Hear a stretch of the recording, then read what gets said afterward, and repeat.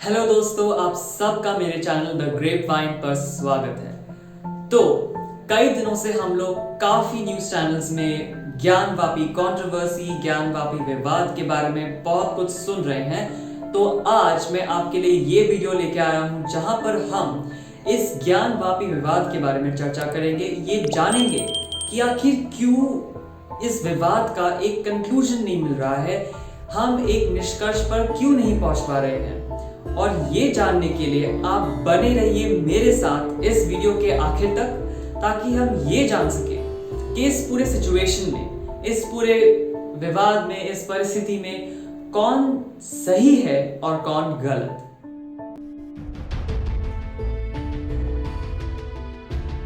तो ज्ञानवापी मस्जिद जो है, ये काशी विश्वनाथ मंदिर के ठीक बगल में स्थित है, वाराणसी में।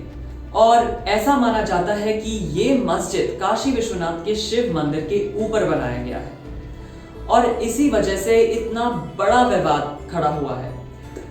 अब इसी के चलते कई हिंदू श्रद्धालुओं ने कोर्ट का दरवाजा खटखटाया, ये कहा कि हमें मस्जिद के अंदर जाने का अधिकार होना चाहिए, मस्जिद के अंदर जाने का राइट होना चाहिए, ताकि हम मस्जिद में स्थित उन मूर्तियों की पूजा कर सकें।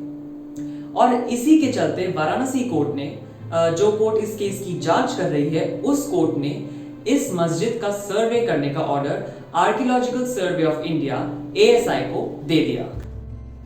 तो ये तो थी अब तक की कहानी, लेकिन जानना जरूरी ये है कि वो कौन सा एक्ट है, वो कौन सा लॉ है जिसके बेसिस पर हिंदू पक्ष और मुसलमान पक्ष अपनी दलीलें सामने रख रहे हैं। वो कौन सा एक्ट है, वो कौन सा लेजिस्लेशन है जिसने इस पूरे मामले को इतना संजीदा बना दिया है। वो है the place of worship act 1991। जी हाँ, इसको मैं आज अपने साथ भी लेके आया हूं। और मुसलमान पक्ष जो है उसने इस एक्ट के सेक्शन 3 और सेक्शन 4 का सहारा लिया है। अगर हम सेक्शन 3 को देखें तो सेक्शन 3 के तहत ये बड़े स्पष्ट रूप से कह दिया गया है कि कोई भी व्यक्ति किसी भी धार्मिक स्थल को किसी और धर्म के धार्मिक स्थल में नहीं बदल सकता। यानी कि कोई भी व्यक्ति किसी भी रिलीजियस प्लेस को किसी और रिलीजन के रिलीजियस प्लेस में नहीं बदल सकता। अगर वहां पे एक मस्जिद है तो उसको आप मंदिर में नहीं कन्वर्ट कर सकते। ये बड़े स्पष्ट रूप से सेक्शन 3 में कह दिया गया है। यही नहीं, मुस्लिम पक्ष ने सेक्शन 4 सबसेक्शन 1 का भी सहारा लिया है और यहाँ पर इस सबसेक्शन में 15 अगस्त 1947 की डेट मेंशन है और ये कहा गया है कि जो भी रिलीजियस नेचर, उस धार्मिक स्थल का जो भी पहचान 15 अगस्त 1947 के दिन थी, वैसी पहचान उसकी हमेशा रहेगी। यानी कि अगर 15 अगस्त 1947 के दिन उस जगह पर एक मस्जिद है, एक मस्जिद पाया गया है, तो वहां पर मस्जिद ही रहेगा, उसको आप मंदिर में नहीं बदल सकते। तो मुसलमान पक्ष का कहना यह है कि 15 अगस्त 1947 के दिन वहां पर एक मस्जिद था, उस जगह की पहचान एक मस्जिद के रूप में थी और एक मस्जिद के रूप में ही उस जगह को चिन्हित किया गया था। और इसी वजह से कई ऑपोजिशन के लीडर्स ने, ओवैसी साहब ने, बहुत सारे लोगों ने ये कहा है कि कोर्ट ने जो सर्वे करने का ऑर्डर किया है वो अपने आप में ही गलत है, क्योंकि section 3 and section 4 of the place of worship act में ये बहुत ही स्पष्ट रूप से कह दिया गया है कि किसी भी प्लेस, किसी भी जगह का रिलीजियस नेचर आप बदल नहीं सकते। लेकिन अगर ये सब इतना ही आसान होता समझने में, तो कोर्ट का फैसला कब का आ चुका होता और मुस्लिम पक्ष जीत चुका होता। लेकिन जहां पर मुस्लिम पक्ष ने सेक्शन 3 एंड सेक्शन 4 पर सबका ध्यान केंद्रित किया है, वहीं पर हिंदू पक्ष ने पलटवार करके सेक्शन 4 सबसेक्शन 3 क्लॉज A पर सबका ध्यान केंद्रित किया है। देखिए, अगर हिंदू पक्ष ये साबित कर दे कि ज्ञानवापी मस्जिद एक आर्कियोलॉजिकल साइट है, एक एंशिएंट मॉन्यूमेंट है, तो ये जो ज्ञानवापी मस्जिद है ये अपने आप में ही वर्शिप एक्ट के दायरे से बाहर हो जाएगा।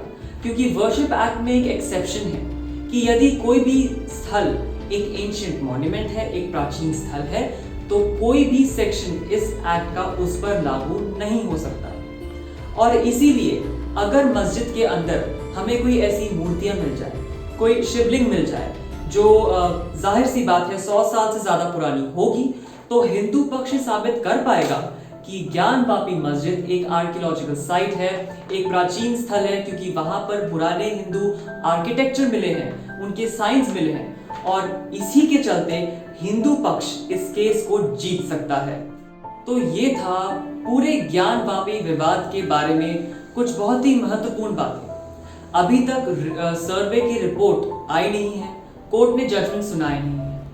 हो सकता है रिपोर्ट आने के बाद दोनों पक्ष अपने दलीलों को एक अलग तरीके से कोर्ट के सामने रखें। हो सकता है पॉलिटिकल पार्टीज एक अलग गेम खेले जो पूरे कोर्ट का फैसला, जजमेंट को भी एक तरीके से अफेक्ट करे।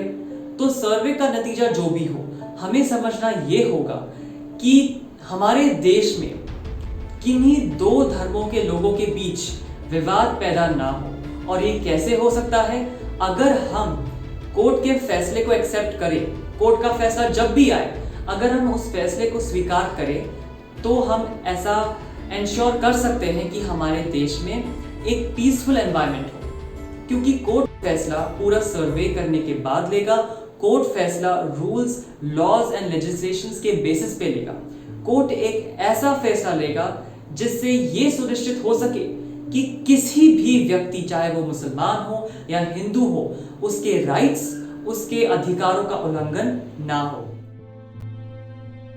तो क्यों ना हम इस ज्ञानवापी मस्जिद विवाद को एक अवसर के तौर पे देखें, एक ऐसे अवसर के तौर पे देखें जिससे हम भारत की छवि को अंतरराष्ट्रीय स्तर पर सुधार सके, उसे बदल सके, जिससे हम भारत बाकी कई देशों के लिए एक उदाहरण स्थापित कर सके कि हमारे देश में चाहे कोई मुसलमान हो या फिर हिंदू हो या सिख हो या ईसाई हो, वो कानून की इज्जत करता है, उसे समझता है और पूरे दिल से उसको सम्मान देता है।